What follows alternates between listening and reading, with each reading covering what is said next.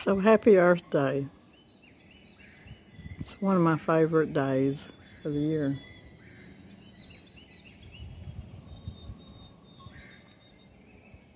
And it's because I love our earth so much.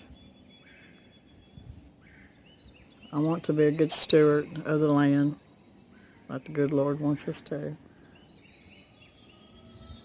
Take care of it, love it. You can see the trees are starting to bud out a little bit, and I'm so happy. The grass is starting to get a little bit greener, and there's a woodpecker out there. If y'all can see it on the tree out there.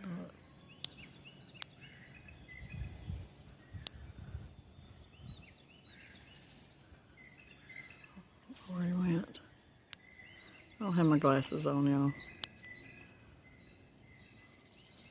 But yeah, happy Earth Day.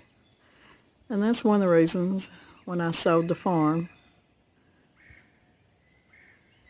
we bought 20 acres of timber on the side of some people would call it a ridge, and that's the ridge. And some people would call it, down at the bottom of the ridge is a holler. And that's one of the reasons we're called Whippoorwill Holler.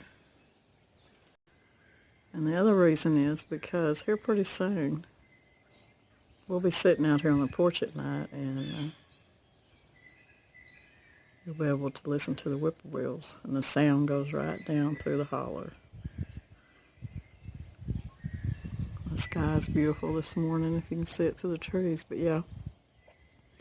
We sold the farm, we raised cattle, we raised our own meat, we raised hog, and of course chickens, and we've done it all. But the kids grew up, moved off and doing their own things, so Danny and I decided we didn't need all that because we're getting ready to retire. We want to travel a little bit. Now we still want a homestead, just not at that abundance to where you can't leave the place because you got so much to take care of. But we bought this 20 acres and we put the house right in the middle of the woods. And that's why I love it so much, because I love the woods. As a little girl, that's where I spent most of my time. I spent most of my time in the woods, at the creek, most of the time by myself, because I didn't feel like I was by myself. I was where I wanted to be, with nature.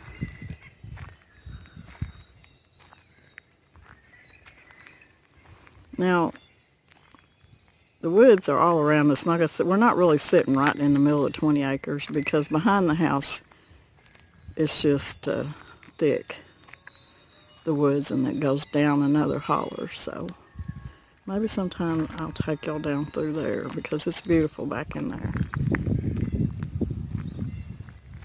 But I just wanted to say happy Earth Day. Let's all take care of our earth. He created it for us, and I want to take care of it. Grow my food, walk through it, discover it, and love it. It's just the beginning of spring right now. See how tall the trees are. When you're in the timber's that thick, that's what they do. They get tall like that because there's not enough space, and the sun doesn't make it all the way to the ground when it's that thick. Now, some of this timber before we bought it had been cut out, so you can imagine how thick it was. But this is just the front. Like I said, the back is a whole nother story. So I hope y'all have a beautiful Earth Day. Get out and enjoy it.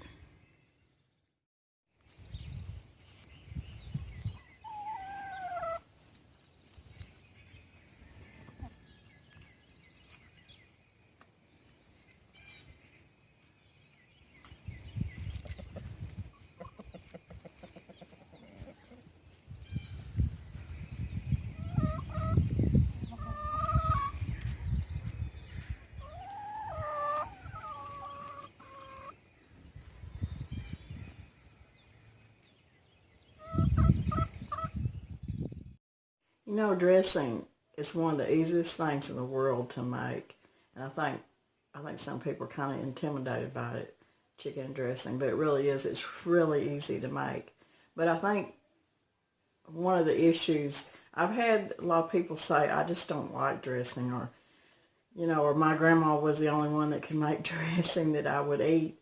And I think what it is, growing up, my grandmother made really, but I remember in those days, she would put boiled eggs, she'd cut up celery, big old hunks of onions, and, just stuff like that she would have in her dressing. Now, me, I liked it, but I know people that don't like that kind of stuff. So when I started making more and more dressing in my younger days, especially for my children, because they absolutely love chicken and dressing. They didn't want the celery. They didn't want the big old piece of onion. They didn't want that boiled egg chopped up in that dressing, and I don't blame them. And I think it was all about textures, mainly is what it was. So I just started making my dressing just as simple as it could be. So in place of the onion, I'd put onion powder. And I use my rubbed sage, and I just put enough sage in my dressing, just enough to taste it. And I think that's another issue with some people. They say, oh, I just can't tolerate that sage. So maybe somebody was putting too much sage in their dressing, and they just didn't like that overwhelming taste. And I use poultry seasoning. So putting just these two ingredients in my dressing gives it just that dressing taste. You don't have to have all that other stuff in it, even though I like it. There's a lot of people that don't. But anyways, I'm going to make dressing today, and I thought I'd just bring y'all with me because there's some people that are intimidated by it. And it's easy peasy, and we're going to get it done. I had somebody come to me and said, Lori, I'm having a family get-together. Would you make me some dressing for this weekend for it? And I said, I'd love to. So I love her to death, and I'm going to help her out and make her a pan of dressing. And so I just thought I'd bring y'all along. And I put my chickens in my slow cooker last night, and it made quite a bit of broth. I might have to add a little bit more broth to it. And I'll show you how I done that, and I'll show you how my chickens look out of the slow cooker. They look beautiful. It smells so good. I had to smell it all last night. I'd wake up in the middle of the night going, what is that smell? And I put, oh yeah, it's chickens in the slow cooker. So it's all done for me. I cooked my cornbread last night. All I got to do is get this morning and put it together and put it in the oven and take it to my friends. So let's get started. Okay, I want to show y'all the chicken that cooked in the slow cooker. I put 2 little chickens in here last night, and they cooked in the slow cooker, and you can see they smell really good. But when I put my 2 chickens in here, I put water just level with the backs of the chicken because I wanted enough broth.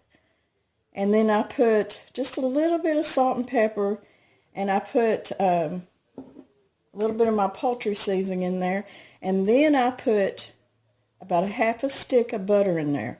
So this broth is going to be real buttery. It's going to be real good, and that's all I put in there. So that process is done, easy. And what I'm going to do now is I'm going to take chickens out. I'm going to debone them. I'm going to strain my broth to get all these little things out of there, and then we'll go from there. I have about, we had biscuits probably one night for breakfast, and we had breakfast for supper. And what was left over, I stuck in the freezer because I knew eventually I'd be making dressing, because I make dressing for Sunday dinner a lot too. So I thawed them out. And then I've got a sleeve of crushed crackers. And I've got my broth from the 2 chickens that I cooked overnight in the slow cooker. And then I've got some backup broth right here just in case I need more. My cornbread, now I use Aunt Jemima buttermilk cornmeal mix because that's my favorite and that's just what I use. But I made 2 batches. Now if you're just making for your family, one pan of cornbread's enough, but I needed 2 pans to make sure that I had enough for this family get together. So I made 2 batches of cornbread. Now when I made my cornbread up, I made it just like you do with the directions on the back. But what I do is I add my sage, my poultry seasoning, and just a little bit of pepper to my batter. And I cook it in my cornbread as it's just like you'd cook regular cornbread, instead of coming back and mixing it all up afterwards. And for some reason, it always works up good for me. It gives that cornbread, you know, with all that seasoning cooking into that cornbread, it just makes it taste that much better. What I'm going to do is I'm going to taste it and see where it's at so I can tell how much I need to add as I'm mixing it up. I can taste the sage and the poultry seasoning, and it tastes like dressing already. So I won't be adding any salt to it because between the cornmeal mix and my broth, there's going to be plenty of salt, and I don't want it too salty. Now I'm choking on the cornbread. But what you do is get your hands in there and work that cornbread up. You know, we used to make dressing for the kids at school and the teachers, and they loved it. And you talk about a bunch of dressing. We made it in them big old stainless steel pans. It was a lot of dressing. Whew. But you just work that up. You don't have to get every little clump out, but you don't want no big clumps of cornbread in there. I shouldn't get choked on it. Then I'm going to take my leftover biscuits. That's funny. And I'm just going to break them apart. I should have got me something to drink, I guess. You ever took a bite of a big old bite of cornbread and it choked you to death? Woo! Now, if you don't have any leftover biscuits, you can take bread slices and toast them up in the toaster or whatever. It'd take about 6 slices, 4 to 6 slices. It depends on if you made one batch or 2 batches of cornbread. And when I added my sage to my cornbread, I started out with 1 teaspoon, a teaspoon of poultry seasoning, and just a little bit of pepper in there. So that's what you can start out with. Excuse me. But you just break your biscuits up. From being in that freezer, it's kind of, one end's got kind of hard. I might have to get me some water. But anyways, I won't be tasting cornbread on video anymore. It's going to choke me to death. But you have to taste stuff as you go because you can overdo it on anything. So I always taste everything. Okay, I got the biscuits, and for some reason the tops of these are hard. I'm not going to put them in there. And then I've got a sleeve of crackers. I'm just going to put them in there.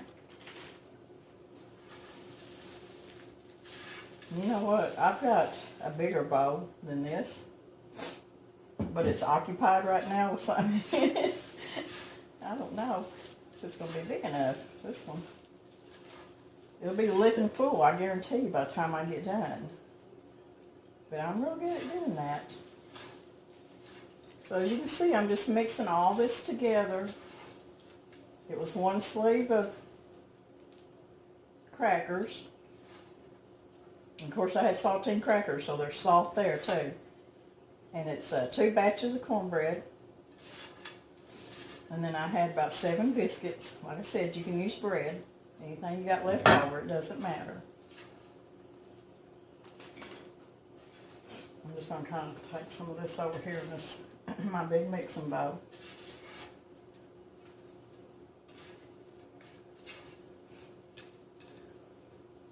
And like I said, cornbread's just it's one of the easiest things to make, so don't let it ever intimidate you. Chicken and dressing is something that most people do like. And like I said before, I've had people say, "Oh, I just don't like dressing," and then they'll, and I'm not saying this to brag about, but they'll eat some of mine and they'll say, "Well, no, I like that dressing, but I think it's because I don't put some of those, the onions and the celery and the eggs in it. I think that's probably the only difference, because I don't do that, and that's probably part that they don't, I would say that they don't like." And I can tell you right now, I'm afraid my bowl's not going to be big enough, but it's going to have to do. Okay. So that's all there is to that. And now, let's see where Danny put my fresh eggs. I'm going to put, and there's even some people that don't put eggs in their dressing. Now I do for the richness. So, I'm going to put 2 fresh hen eggs. And them girls have really been doing good. Everybody's laying 20 hens, and they're all doing real good. Okay, I got 2 eggs, and I've got my broth. I'm just going to start pouring this broth in here. And it is still a little bit warm. It's not going to hurt nothing. Now, you want a moist dressing. And you can see some of the stuff that's settled at the bottom. I'm not going to put that in there. You want a moist dressing. Nobody wants, to have to slice it. Now, some people do. I don't want to slice my dressing, but I don't want it soupy either when it comes out of the oven. So you got a happy medium in there somewhere. So even that was not enough broth, so I'm going to put my extra broth in here till I get it to the consistency that I want it. And when I get it where I want it, I'll bring it up closer.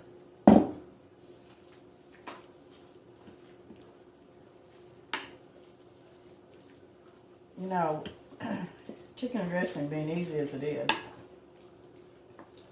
it's always a good crowd pleaser to take somewhere. Because people, a lot of people just love dressing, chicken and dressing, turkey and dressing. And I always make a little bit of gravy to go with it. And I'll do that too, show you. Now you can see about that consistency.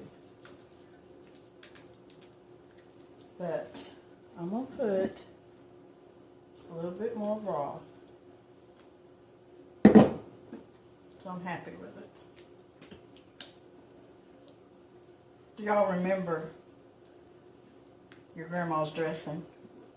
Grandma's dressing was always the best. But like I said, I had to adapt my dressing to my kids and different people that just weren't happy with dressing that had all that stuff in it. I think I'm pretty good with that. You see, it's just not runny, but it's just moist enough that you can see it falling off the spoon. But the thing about it is, that cornbread is going to keep it's going to keep soaking that dressing, that broth in it. So, I always question myself on anything I do. Yeah, I think I'm there now. That looks good to me. Now, as far as more seasoning in this, I feel like, in me, I would taste it right now, but I know people be throwing food. Oh, it's got raw eggs in it, so I'm not going to do it. I'm going to put a teaspoon of onion powder in this. And that's where the onion taste is not going to be a big onion taste. It's going to be just a subtle onion taste. I'm not going to put any more poultry seasoning in it because I really could taste that in the cornbread. I am going to put a little bit more sage.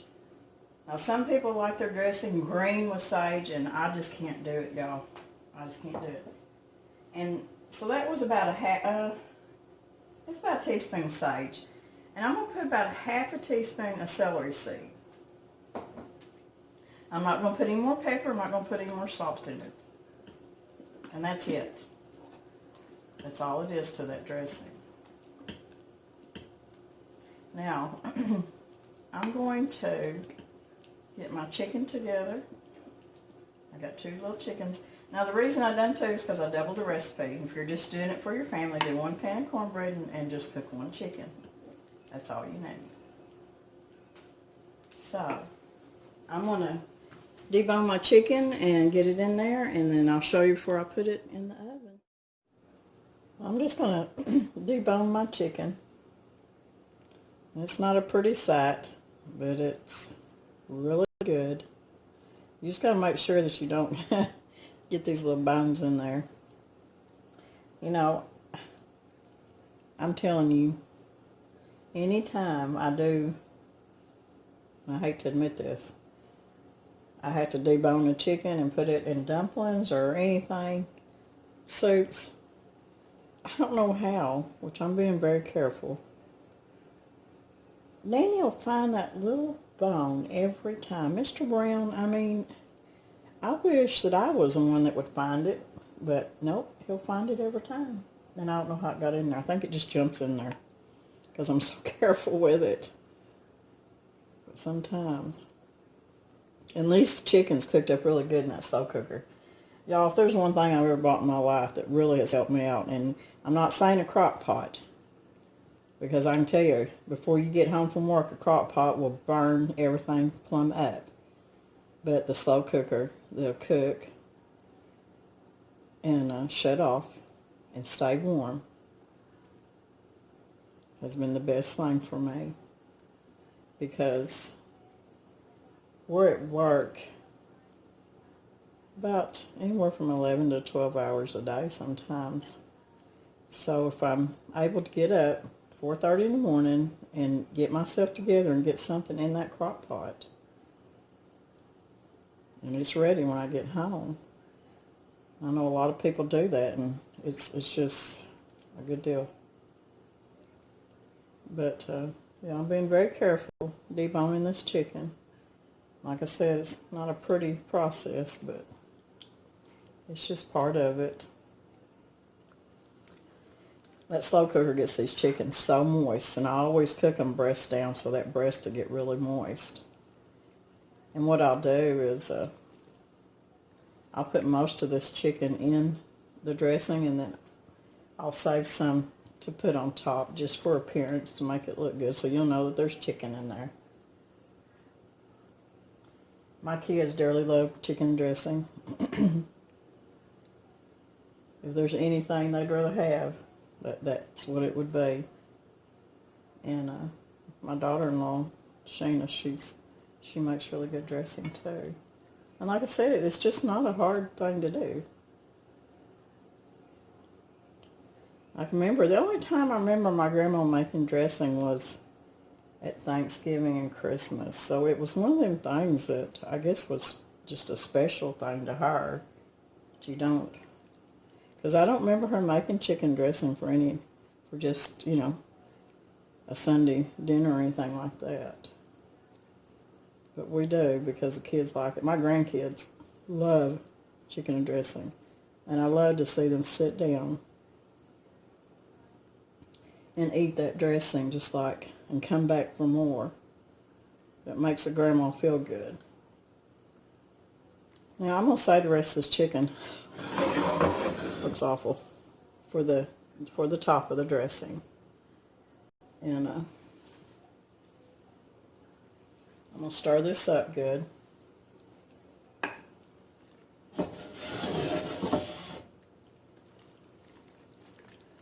And by the time I get this stirred up, I may add, you see the consistency of the dressing. I may add just a little more broth as I go, because I do not want a dry dressing, but you don't want it soupy either. So, like I said, there's always that happy medium in there somewhere if you can just find it. And that's, once you do it a couple of times, it's fine. Okay. Just to make me happy, I'm going to add just a little more broth, not much.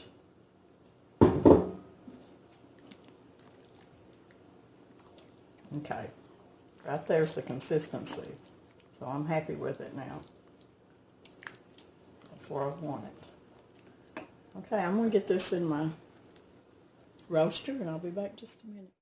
I've got my dressing ready and I put some of that chicken and I put it on top just to make it, for the appearance, make it, because we all eat with our eyes. So I'm going to put this in a 350 oven and I'm going to check it at 30 minutes. Now, if you just had one batch, which would have been 1 pan of cornbread, it would probably take about 30 minutes to cook at 350. But this was 2 batches. The dressing's a little bit thicker in my pan. So I'm going to check it at 30 minutes, and if it don't seem done enough to me, I'm going to let it go just a few more minutes. So when we come back, we'll have dressing done, and we'll make some gravy to go with it. Now I've got about 4 tablespoons of butter. And the reason I put that much because I'm making quite a bit of gravy, chicken gravy for the dressing. Now, and I put 4 tablespoons of flour in there too. And you can see how dark this is getting, because this is the way I was taught to make gravy for your dressing. You want to make a roux, and that's what gives it that dark, rich flavor. So that's what I'm doing. I let it cook till it started getting brown like this, and that's when you start making a roux. And this is kind of like what you make a roux when you're making gumbo. Now I've got some chicken broth. I'm going to start pouring it in here. And I'm just going to keep stirring. And it's just going to keep thickening up. I'm just going to keep pouring. Now I've got about 4 cups. I'm going to stop at 2 cups and let that cook just a little bit.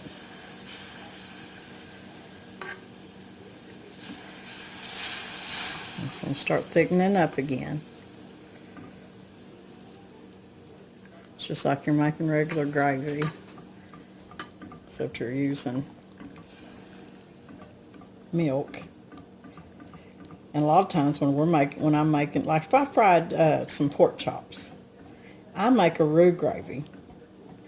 And a roux gravy is just going to be a browner gravy than your regular white gravy. You've just cooked it until it made that roux, and it's just a much richer flavor, especially with them pan drippings from the pork chops. Really good.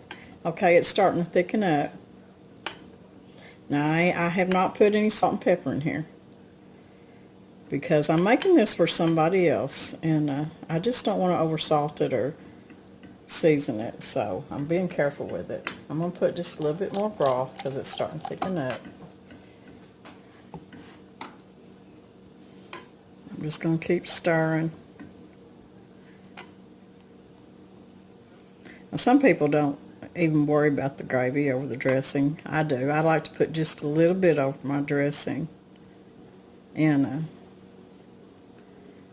I know some gravies, dressing gravies, are a yellow color. And they're pretty good. But I just like this richer, deeper flavor in my gravy.